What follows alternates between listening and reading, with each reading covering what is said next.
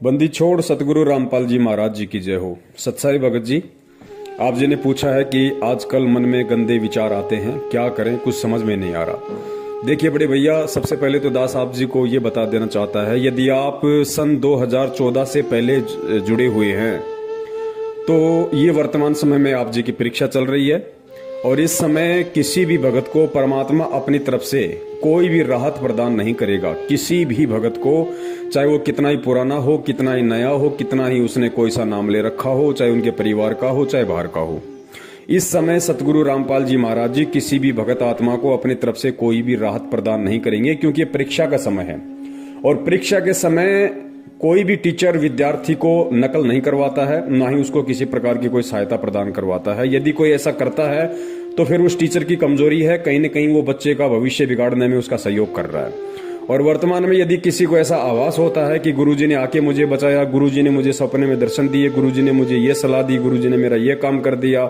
Hospital में doctor ने जब मेरा ऑपरेशन कर दिया तो गुरुजी मेरे सिराने खड़े हुए थे, ये सारी की सारी चीजें हमने ज्ञान से समझनी पड़ेगी। क्योंकि वर्तमान में यदि किसी भक्तात्मा के साथ में ऐसा यदि हो रहा है तो निश्चय ही ये उसके प्रारब्ध के जो कर्म हैं, जो उसके अच्छे भक्ति संस्कार हैं, कह सकते हैं कि इस जन्म से पहले उसका जो कभी मानव जन्म था, उस समय परमात्मा ने उनसे जो भक्ति करवाकर उनके जो कर्म बनाए थे, जो संस्कार बनाए थे, उस संस्कार आधार से परमात्मा वर्तमान में उस भगत की, अपने शिष्य की परमेश्वर सहायता कर रहे हैं, ना कि वर्तमान में। क्योंकि वर्तमान में तो परीक्षा चल रही है। वर्तमान में यदि कोई आपकी सहायता कर सकता है तो केवल सतगुरु का ज्ञान है और आप स्वयं हैं। और रही बात भगत जी मन में गंदे विचार आने की, तो जाहिर सी बात है भगत जी, जब परमात्मा पिछले 6 वर्षों से शारीरिक रूप से हम दुष्टों से दूर हैं, हम नीचों से दूर हैं, इसार जेल में बैठे हुए हैं, तो भगत जी जाहिर सी बात है जब एसी हमसे दूर हो जाएगी तो गर्मी तो लगेगी ही लगेगी। पहले परमेश्वर हम सबके बीच में साक्षात थे, शरीर रूप में विद्यमान थे। हम महीने में 2 बार सतलोक आश्रम बरवाला में परमेश्वर के मुखारविंद से सत्संग सुनने जाते थे। हम परमेश्वर के दर्शन करते थे लगभग 3 घंटे सुबह, 3 घंटे शाम। जब हम सत्संग सुनते थे तो लगातार हम परमेश्वर के चेहरे की तरफ निहारते रहते थे और कहते कि कबीर साधु दर्शन राम का, मुख पे बसे सुहाग, दर्शन उन्हीं को होते हैं जिनके पूर्ण भाग। तो भगत जी सतगुरु का तो 1 सेकंड भी यदि किसी ने दीदार कर लिया, दर्शन कर लिया, तो उसका भी कितना पुण्य भक्ति मार्ग में जुड़ जाता है, सोच नहीं सकते। और जबकि 6-6 घंटे महीने में परमात्मा के रोजाना दर्शन, उसके बाद में परमेश्वर का साक्षात आशीर्वाद, परमात्मा अपना आशीर्वाद भरा पंजा अपने भगत के शीश पे रखते थे, परमेश्वर को दंडवत किया करते थे, प्रार्थनाएं लगाया करते थे। कहने की बात है कि भगत जी अब वो समय वर्तमान में नहीं है। तो जाहिर सी बात है भगत जी, जब बंदा एसी से बाहर निकल जाएगा तो गर्मी तो लगेगी लगेगी। तो वर्तमान में भगत जी ऐसे विचार आना स्वाभाविक सी बात है, क्योंकि ये भक्ति क्षेत्र है और यहाँ पे 2 ही पहलवान हैं, एक तो स्वयं परमेश्वर है और दूसरा 21 ब्रह्मांड का स्वामी काल भगवान है। और भगत जी इन दोनों पहलवानों ने अपने अपनी तरफ से अपने पहलवान इस संगत में छोड़ रखे हैं, इस दंगल में छोड़ रखे हैं कुश्ती के लिए। और एक बहुत ही पुरानी कहावत है कि पहलवान दूसरे पहलवान की कमजोर नस पे दाव लगाता है। यानी 2 पहलवान यदि आपस में लड़ रहे हों तो पहलवान पहले से ये मालूम करने की पूरी कोशिश करता है कि फलां फलां की क्या कमजोरी है, इस पहलवान का कौन सा अंग कमजोर है, कहां पे इसको चोट लगी हुई है, कहां पे दाव लगाऊं तो ये नीचे गिर सकता है। तो वर्तमान में भगत जी हम सभी जीव हैं और हमारे अंदर 5 विकार, किसी में कम तो किसी में ज्यादा, सभी के अंदर विद्यमान हैं। और ये 5 विकार उस काल भगवान को दाव लगाने के लिए एक बहुत बड़ा चांस है। और किसी न किसी भगत में किसी न किसी विकार का बहुत ज्यादा दबाव होता है। किसी के ऊपर रजोगुण का दबाव होता है, किसी के ऊपर तमोगुण का, तो किसी के ऊपर शतोगुण का। और जिसके ऊपर जिस गुण का ज्यादा प्रभाव है, काल उसी आधार से उस भगत की उस कमजोर नस को पकड़ता है और वही चीजें बार बार उसके सामने लाने का प्रयास करेगा। उन्हीं चीजों के आधार से काल उस भगत को तोड़ने का, भक्ति से उसका मन दूषित करने का, मैला करने का प्रयास करेगा। अब जैसे मान लीजिए किसी भाई में रजोगुण ज्यादा प्रभाव है इस समय, तो भगत जी जाहिर सी बात है उसकी थोड़ी कुदृष्टि हो जाएगी माता बहनों के प्रति, या हम मार्केट में जा रहे हैं कोई बहन दिखाई दे गई उसके प्रति हमारी दृष्टि कुदृष्टि हो जाएगी। या किसी के ऊपर अगर तमोगुण का प्रभाव है तो बात बात पे गुस्सा, झगड़ा, क्रोध करने लग जाएगा। सतोगुण का प्रभाव है तो मोह, बाल बच्चों में मोह ममता, प्रॉपर्टी में मोह ममता, काम धंधे में ज्यादा लगा रहेगा, भक्ति कम करेगा। तो इस तरह की ये दाव है वर्तमान में जो काल चल रहा है। और गुरुदेव ने इन चीजों से दूर हटने के लिए धीरे धीरे ज्ञान आधार से हमारे को तत्व ज्ञान युक्त सत्संग इसीलिए सिखाए थे कि बच्चों ये चीजें ना तुम्हारी थी, ना तुम्हारी हैं, ना तुम्हारी रहेगी। इन चीजों से धीरे धीरे तुम दूर हटना शुरू कर दो और परमात्मा से केवल यही अरदास करो कि साईं इतना दीजिए जामे कुटुंब समावे, हम भी भूखे ना रहे साधु न भूखा जाए। तो बड़े भाई विकार सबके अंदर हैं, ऐसा नहीं है कि पवनदास में विकार नहीं है या किसी और में विकार नहीं है। और यदि कोई ये कहता है कि मैं तो निर्विकारी हो गया तो वो सबसे बड़ा मूर्ख व्यक्ति है। जो निर्विकारी हो जाएगा उसका इस लोक में क्या काम, वो तो फिर सतलोक चला जाएगा। तो निर्विकारी इस संपूर्ण सृष्टि में यदि वर्तमान में कोई है तो केवल सतगुरु रामपाल जी महाराज जी हैं। उसके अलावा सभी लोग यहाँ पे विकारी हैं और किसी पे विकारों का प्रभाव ज्यादा है तो किसी पे विकारों का प्रभाव कम है। विकार तो अपना प्रभाव करेंगे ही करेंगे, क्योंकि ये काल की चाल है और काल साम दाम दंड भेदिया किसी भी घटिया से घटिया सूक्ष्म चाल चलकर इस समय भगत को भक्ति से दूर करने का प्रयास करेगा। उसका सबसे बड़ी चाल, उसकी सबसे बड़ा दाव यही है कि किसी भी तरीके से मैं ये सत भक्ति इस व्यक्ति को ना करने दूं और किसी भी तरह से इसके मन में दोष उत्पन्न करके भक्ति के प्रति, भगवान के प्रति मैं इसको भक्ति से दूर कर दूं। और एक बार ये भक्ति से दूर हो जाए, परमात्मा से ये कट ऑफ हो जाए, गुरु की शरण से दूर हो जाए, फिर मैं इसको गधा बना के छोड़ दूं, फिर मुझे कोई टेंशन नहीं। तो इस समय यदि कोई चीज हमें राहत प्रदान करेगी, यदि हमारा सबसे बड़ा सहारा इस समय कोई बनेगा तो भगत जी केवल सतगुरुदेव जी का ज्ञान बनेगा, सतगुरुदेव जी के सत्संग बनेंगे। मन तो चाहेगा कि सत्संग ना सुनूं, मन चाहेगा आरती ना करूं, मन चाहता है कि नित्य नियम रमेणी ना करूं, मन चाहेगा कि मैं मंत्र जाप ना करूं। लेकिन भगत जी यहां हमने मन को आगे नहीं बढ़ने देना है और मन को आगे ना बढ़ने देने का मूल जो मंत्र है वो केवल परमात्मा का सत्संग है। गुरुदेव ने बताया यदि किसी को बुखार है तो बुखार काटने की दवाई भी कड़वी होती है, कुनीन होती है, वो खानी ही पड़ेंगी। वो कड़वी टेबलेट ना चाहते हुए भी खानी ही पड़ेंगी और एक दिन ऐसा आएगा उसका बुखार छू मंत्र हो जाएगा। तो परमेश्वर ने बताया कि जब तुम्हारे सत्संग सुनने की रुचि ना हो या इस तरह का कोई कुविचार तुम्हारे अंदर उत्पन्न हो, ऐसी भावना तुम्हारे अंदर उत्पन्न हो जाए, तो इसका एक ही उपचार है कि हम ना चाहते हुए भी हम परमात्मा का सत्संग सुने। 10 मिनट 20 मिनट थोड़ा मन ज्यादा प्रभावी होगा, लेकिन जब हम लगातार सुनते रहेंगे 10-15 मिनट, फिर उस वाणी के प्रभाव से भगत जी मन का जो दबाव है वो कम हो जाएगा और आत्मा की खुराक तो है ही सत्संग। फिर परमेश्वर दया करेंगे, धीरे धीरे फिर मन में शांति सी आने लगती है। मंत्र जितने परमात्मा की दया से मंत्र कर सकें, 2, 4, 5, 10, 15, 20, एक समय, 2 समय, 3 समय में, 10 समय में, 24 घंटे में 108 ही तो करने बड़े भाई। डोलते फिरते, खाते पीते, उठते बैठते कैसे भी हम कर सकते हैं। थोड़ी सी इच्छा देखो हमें भी करनी पड़ेगी, थोड़ा सा संघर्ष हमें भी करना पड़ेगा और यही सबसे बड़ा दाव है इस काल भगवान का। और परमात्मा भगत जी इसी बात की परीक्षा ले रहा है, क्योंकि परमेश्वर ने अपने तत्व ज्ञान युक्त जो सत्संगों की खीर हमें ठोक कर खिलाई है। तो भगत जी अब परमेश्वर ने सीधा सा मतलब यह है कि हमें काल के हवाले कर रखा है, क्योंकि काल का और परमात्मा का एग्रीमेंट भी तो हुआ था कि परमात्मा उसी को लेके जाना जो आपका ज्ञान समझ के आपका हो जाए, और जो आपका ज्ञान समझ के आपका ना हो पाए, जो दोनों नावों में सवारी करे, उसको आप हाथ मत लगाना, वो मेरा होगा।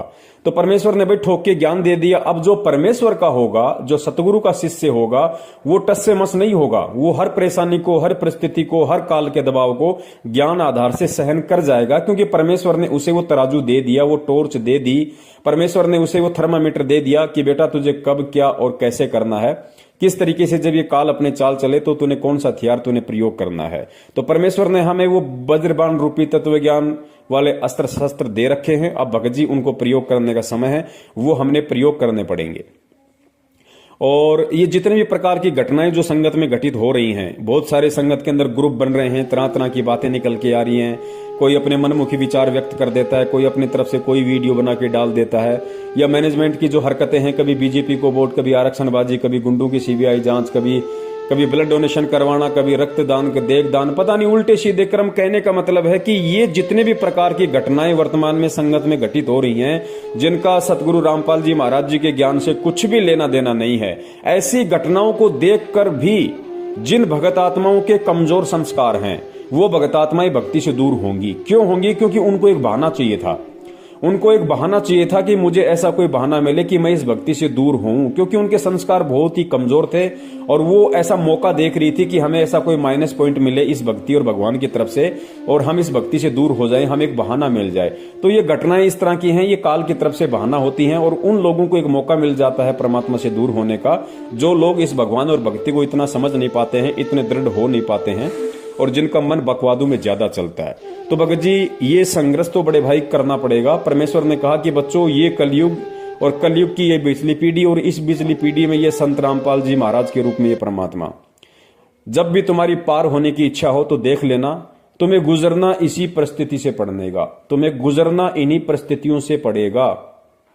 चाहे तो आज गुजर जाओ हिम्मत करके, या चाहे अगले किसी जन्म में किसी युग में जब तुम्हारा दोबारा से दाव लग जाए तो भाई उस समय देख लेना, तुम्हें गुजरना इसी पटरी से पड़ेगा। चाहे आज गुजर लो, चाहे अन्य किसी जन्म में गुजर लेना।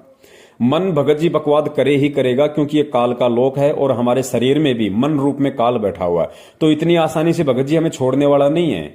जब एक बात बताइए, हाँ, एक किसान साल भर तक खेती करता है, जो गवार बाजरा कुछ भी वो उपजाता है, और सारी फसल काट के जब वो अपने खलिहान में डाल देता है, रात को उसकी पहरेदारी के लिए सोता है वहां पे कि कोई चोर चुराने ले जाए, कोई आग ना लगा दे। और रात को यदि उस खलिहान में से कोई चोर यदि उसका अन्न चुरा के ले जाए तो भगत जी क्या वो किसान चुपचाप देखता रहेगा? वो लठ लेके दौड़ेगा, मरने मारने को तैयार हो जाएगा, क्योंकि साल भर तक उसने और उसके बच्चों ने वही अन्न खाना है। तो भगत जी काल भगवान का सबसे बड़ा अन्न तो आप और हम हैं। ये कोई दाल मखानी, कोई आलू टमाटर प्याज टमाटर तो खाता नहीं है, ये खाता हमारे सूक्ष्म शरीर की वासना है। तो इतनी आसानी से कैसे हमारे से इन विकारों को दूर होने देगा, कैसे हमें इन विकारों से दूर होने देगा? और जिस आत्मा का जो भी कमजोर विकार है, क्योंकि पांचों विकार सबके अंदर है, जिसके अंदर जो भी गुण ज्यादा प्रभावी है, उसी प्रकार की वस्तुएं, उसी प्रकार की सोच, उसी प्रकार के व्यक्ति ये काल भगवान उस भगत के संपर्क में लाएगा, ताकि और ज्यादा उसके अंदर मैल उत्पन्न हो, उसके अंदर वासना बढ़े और उसके मन में धीरे धीरे दोष उत्पन्न हो जाए और वो परमात्मा से दूर हो जाए।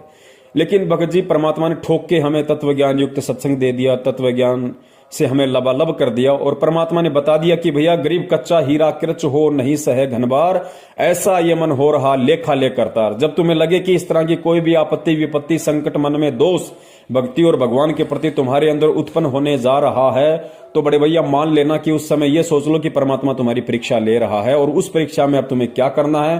तुम्हें काल के आगोश में जाना है या परमात्मा की शरण में रहना है? तो ये बहुत ही सोच समझ के भगत जी हमने विचार करना पड़ेगा इन बातों पे। और भगत जी ये विकार किसके अंदर नहीं है? ये विकार कब नहीं थे? ये देश काल परिस्थिति के अनुसार कम ज्यादा भगत जी सतयुग से लेके इस वर्तमान कलयुग तक सबके अंदर है, रहते और रहेंगे।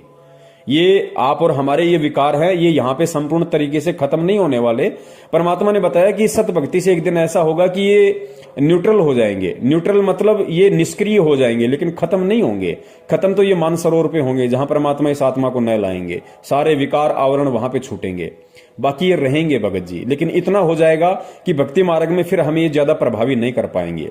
और भगत जी हिम्मत करनी पड़ेगी। हिम्मत चाहे आज कर लो, हिम्मत चाहे अगले किसी जन्म में कर लेना, या फिर अगले किसी युग में कर देना। तो थोड़ा सा जीवन है, 10 15 20 साल का हमारा जीवन है बड़े भाई। आंख बंद करके बैठ जाओ कि परमात्मा जो होगा सो देखा जाएगा।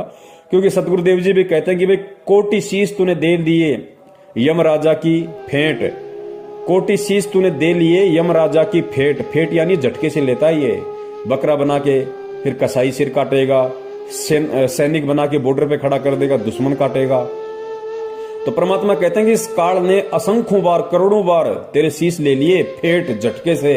तो कहते हैं कोटि जन्म तूने दे दिए यम, कोटि शीश तूने दे दिए यम राजा की फेंट, और एक शीश देकर देख ले सतगुरु अपने की भेंट। भेंट परमात्मा ने बताया कि प्यार से दिया जाता है, भेंट उपहार गिफ्ट। तो कहते हैं ये अपना एक शीश, ये तेरा 10-20 साल का थोड़ा सा जीवन है, ये सप्रेम अपने सतगुरु के चरणों में समर्पित कर दे कि परमात्मा देखी जाएगी, जो होगा सो होगा, हम तो तेरे नाम पे। तो फिर परमात्मा संभाल लेता भगत जी।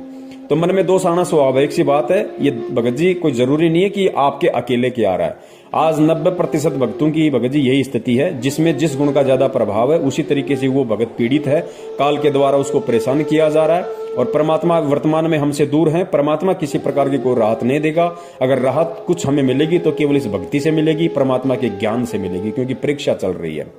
अब भगत जी परीक्षा हमारी चल रही है, सतगुरु ले रहा है, तो बड़े भाई जाहिर सी बात है हमने परीक्षा में पास भी होना पड़ेगा, हमने हिम्मत भी करनी पड़ेगी, कुछ लिखना भी पड़ेगा भगत जी। तो हिम्मत रखो और साध संगति ज्यादा से ज्यादा करो। साध संगति का मतलब जो भगत परमेश्वर के ज्ञान से जिनके विचार मेल खाते हैं, जिनकी रहनी करनी और क्रिया परमात्मा के तत्व ज्ञान से मेल खाती है, उन्हीं भक्तों का संपर्क करो। बाकी भक्तों का संपर्क मत करो। वो भगत नहीं, वो जगत से भी गए गुजरे हैं। वर्तमान में आप किसी भगत पे विश्वास नहीं कर सकते। जिसके विचार परमात्मा से मिलते हो, सतगुरु से मिलते हो, केवल उन्हीं भक्तों की संगति में रहिए। और सबसे बड़ी यदि कोई संगति है तो केवल सतगुरु के सत्संगों की संगति है भगत जी। तो हमने इन चीजों को आधार बनाना पड़ेगा। और दूसरी बात भगत जी, मन में यदि इस तरह का कोई घटिया विचार आ जाता है किसी माता बहन को देख के, किसी युवा लड़की को देख के, या जो व्यक्ति शराब पीता है तो शराब के ठेके को देख के, या जो भी विकार वो पहले करता था और वो सारी चीजें यदि वर्तमान में उसके आगे आ रही हैं और उसके मन में यदि दोष उत्पन्न होता है, तो इन चीजों से घबराना नहीं चाहिए भगत जी। इसी चीज की तो परीक्षा है। उस दोष को निवारण करने के लिए तो ये ज्ञान दिया परमात्मा ने। दोष आना स्वाभाविक सी बात है। मान लीजिए नाम दीक्षा से पहले मैं बहुत ज्यादा चैन स्मोकर था, मैं बहुत ज्यादा सिगरेट पिया करता था, दिन में 10-10 सिगरेट की डब्बियां मैं खत्म कर दिया करता था, रहा नहीं जाता था। नाम दीक्षा ली, परमात्मा की वाणियों का असर हुआ, कुछ परमेश्वर ने आशीर्वाद दिया, दया हुई, मैंने वो चीजें छोड़ दी। लेकिन एक समय ऐसा आता है, साल 2 साल 6 महीने बाद में, कि वो चीजें पुनः हमारे ऊपर हावी होने लगती है। क्यों? क्योंकि सतगुरु उस समय ये देखता है कि मैंने वर्तमान में इसको जो ज्ञान दिया है, जो आशीर्वाद दिया है, इसको जो सहारा दिया है, उसको ये कितना अपना पाया है, कितना ज्ञान ये ग्रहण कर पाया है, कितना ज्ञान को आधार बना पाया है, कितनी भक्ति मर्यादा में रह के ये अपने अंदर अर्जित कर पाया है। तो जानबूझ के परमात्मा आपको थोड़ा सा ढीला छोड़ देता है। तो क्या होता है कि काल तो तैयार बैठा है, काल उन्हीं चीजों के आसपास आपको घुमाने लगेगा। अगर आप सिगरेट पीते हो तो वापस आपके वही दोस्त आपके संपर्क में आने लगेंगे। बार बार आपको पान की थड़ी दिखाई देने लगेगी जहां पे सिगरेट की डब्बियां रखी होंगी, या कोई व्यक्ति पी रहा होगा उसकी धुआं आपके अंदर जाएगी, तो आपके अंदर वो विकार धीरे धीरे आना शुरू हो जाएगा। लेकिन उस समय हमने ध्यान रखना है कि परमात्मा हमारी परीक्षा ले रहा है। परमात्मा ने हमारे नाक में जो तत्व ज्ञान रूपी जो नकेल डाल रखी है, जो रस्सी डाल रखी है, उसको थोड़ा सा ढीला किया है कि देखता हूं, देखिए ये जानवर अभी भी उसी खेत में जाके घास खाता है, या मैंने जो इसको तत्व ज्ञान रूपी जो हरी हरी दूब डाल रखी है, जो चारा डाल रखा है, उसी को खाना पसंद करता है। तो उस समय हमें ध्यान रखना होगा कि परमात्मा हमारी परीक्षा ले रहा है और काल हमें अपने आगोश में डालने की, अपने जाल में फांसने की तैयारी कर रहा है। दोनों तरफ से हमें उस समय ध्यान रखना होगा, हमें सोचना होगा भगत जी। तो उस समय हमने केवल ज्ञान को आधार बनाना पड़ेगा। और यदि इस तरह की भावना या कुविचार यदि मन में आ भी जाते हैं तो भगत ने घबराना नहीं चाहिए। कुविचार तो आएंगे, क्योंकि ये काल का लोक है। यहां पे सदविचार बड़ी मुश्किल से, बड़ी देर से आते हैं।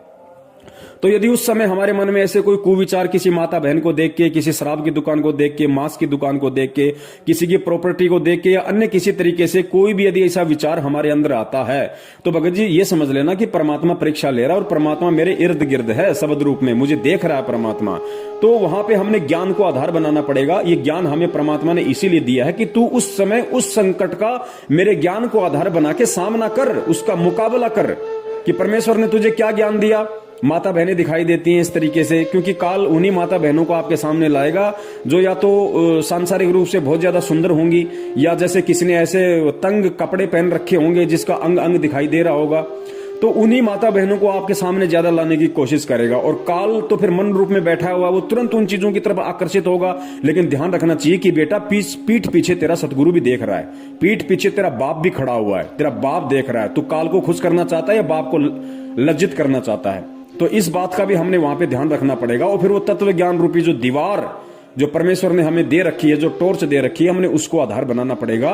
कि परमात्मा कहते हैं नालायक कि पर नारी को देखिए बहन बेटी के भाव, कहे कबीर कामनास का यही सहज उपाय। दारू के ठेके की तरफ हम जा रहे हैं, यदि मन में ऐसी इच्छा उत्पन्न होती है, यार क्या करें, लेक ना लें, तो ले या ना ले, ये विचार मन में आने से नाम खंड या मर्यादा खंडित नहीं होती है। आपका मर्यादा उस समय खंडित हो जाएगी जब आप उसको ले लोगे।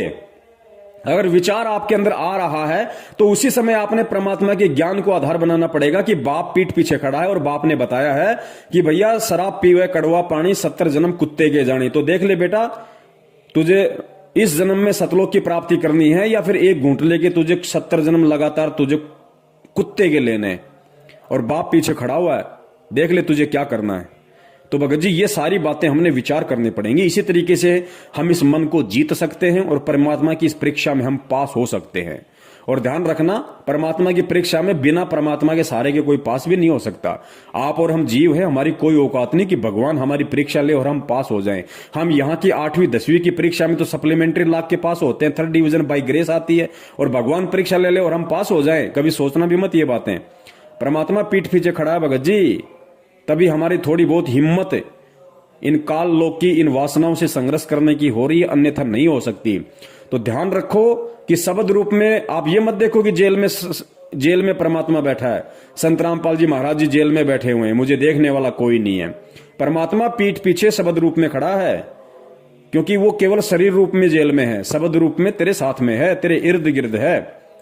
तो इस चीज का ध्यान रखो भगत जी कि परमात्मा 24 घंटे मुझे निहार रहा है, मुझे देख रहा है। हम किसी कंपनी में काम करते हैं भगत जी, कंपनी में अगर सोना भी पड़ा हो तो हम उसको हाथ नहीं लगाते। क्यों नहीं लगाते? क्योंकि हमें डर है कि चारों कोनों में सीसीटीवी कैमरे लग रहे हैं और वहां लिखा हुआ है कि आप कैमरे की नजर में हैं। तो भगत जी जब हम उस 2500 के कैमरे से हम इतना डर रहे हैं कि इसके अंदर मेरी हर हरकत रिकॉर्ड हो जाएगी और मैं कंपनी में जो है मेरी बेइज्जती हो जाएगी, मुझे काम से निकाल दिया जाएगा, तो बड़े भैया यहां परमात्मा का सीसीटीवी कैमरा तो सूक्ष्म रूप में 24 घंटे पृथ्वी के कोने कोने में लग रहे हैं। अंधेरे में भी परमात्मा के सीसीटीवी कैमरे लग रहे हैं। परमात्मा का कैमरा अंधेरे में भी काम करता है भगत जी। वो भगत जी एंटी डार्कनेस वाला कैमरा है परमात्मा का। वो अंधेरे में भी काम करता है, वो सोच में भी काम करता है, वो हर चीज में काम करता है। उससे हम छुप नहीं सकते। यहां के कैमरे तो लाइट चली जाए हम बच जाएंगे, लेकिन भगत जी वो कैमरे ना तो लाइट से चलते हैं, ना जनरेटर से चलते हैं, ना बैटरी से चलते हैं, वो परमात्मा की पावर से चलते हैं। परमात्मा की पावर हर क्षण हर पल एक सेकंड के लिए भी गायब नहीं होती है इस पृथ्वी से। इस चीज का हमें ध्यान रखना है। तो थोड़ी सी मजबूती लाओ भगत जी, थोड़ी सी हिम्मत लाओ। अरे भैया, अरे मीराबाई एक लेडीज होके 250 साल पहले हिम्मत कर गई भगत जी। आज तो हम युवा हैं, अपने आप को मर्द कहते हैं भाई, हम युवा, और इतना परमात्मा ने ज्ञान दे दिया ठोक के। और परमेश्वर कहते हैं रण भक्ति और दान, ये तीनों काम जवान। रण, भक्ति और दान। रण यानी सांसारिक की भाषा में रण कहते हैं सूरवीरता को, लड़ाई झगड़े को। लड़ाई झगड़ा कौन सा? जो देश के लिए लड़े, जो अपने हक के लिए लड़े, जो निर्बल लोगों के लिए लड़े। आपस में एक दारू के पैक के ऊपर लड़ाई झगड़ा, वो नहीं। तो परमात्मा कहते हैं रण, भक्ति और दान, तीनों काम जवान। रण यानी युद्ध, भक्ति और दान, ये केवल जवान ही कर सकता है, बूढ़ा आदमी ये तीनों काम नहीं कर सकता। तो भगत जी हमें रण भी करना है। रण का मतलब भक्ति मार्ग में इन चीजों से संघर्ष करने से है, क्योंकि भक्ति मार्ग में सूरमा उसको कहते हैं जो परमात्मा के ज्ञान आधार से सहन करता है। जो सहन करता है उसको सूरमा कहते हैं भगत जी। जो हर परिस्थिति का डट के मुकाबला करे ज्ञान आधार से, उसको भक्ति मार्ग में सूरमा कहते हैं। तो हमने इस रण में, इस भक्ति मार्ग वाले रण में भी सफल होना है। और भक्ति, क्योंकि भगत जी युवा शरीर होता है, जवान खून होता है, वो जाग भी सकता है, मेहनत भी कर सकता है, तो इसलिए जवान व्यक्ति जो भक्ति कर लेगा बूढ़ा नहीं कर सकता। संघर्ष जो जवान व्यक्ति कर लेगा बूढ़ा नहीं कर सकता। धन कमा के जो दान जवान व्यक्ति कर लेगा बूढ़ा नहीं कर सकता। इसलिए परमेश्वर कहते हैं कि रण, भक्ति और दान, ये तीनों काम जवान। तो भगत जी परमेश्वर ने जवानी में नाम दिया। इसका मतलब क्या है? इसका मतलब यह है कि परमात्मा चाहते हैं कि बेटा डट के भक्ति कर, संघर्ष कर। मैं तेरे पीछे खड़ा हूं, तेरे से दूर नहीं हूं, दिखाई नहीं दे रहा, वो बात अलग है। सूक्ष्म रूप में तेरे साथ में हूं, तुझे डिगने नहीं दूंगा, टूटने नहीं दूंगा। बस थोड़ा सा विश्वास रख कि परमात्मा मेरे साथ में है। बस भगत जी, फिर कुछ नहीं। ये समय ऐसा ही निकल जाएगा, मालूम भी नहीं पड़ेगा। 10, 15, 20 साल का हमारा जीवन है, इससे ज्यादा हमारी जिंदगी नहीं है। और कोशिश यही करो कि परमात्मा के शरीर में रहते सते हम नीचों का शरीर छूट जाए और परमात्मा हमें यहां से पार कर दे। सत साई बंदी छोड़। सतगुरु रामपाल जी महाराज की जय हो। सत साहिब।